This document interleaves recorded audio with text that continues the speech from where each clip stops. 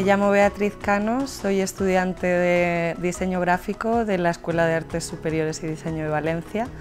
y vengo a hablar del libro El cuerpo en venta de Juan Carlos Pérez Gaulí, para el que mi compañera Sonia Alcaraz y yo hicimos esta reseña. Juan Carlos Pérez Gaulí es una figura muy importante dentro del diseño, pero me gustaría destacar el trabajo teórico que realiza en el que analiza la cultura visual occidental. En el libro, el autor hace un recorrido sobre la historia del arte y la publicidad,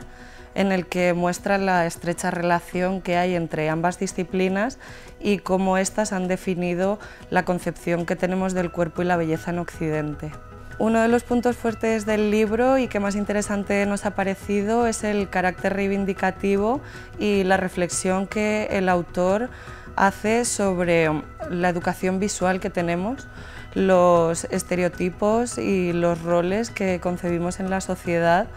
en los que hay una gran diferencia entre hombres y mujeres, ya que la mujer siempre suele estar representada desde una posición de sumisión y completamente sexualizada, mientras que el hombre se representa desde una posición de poder.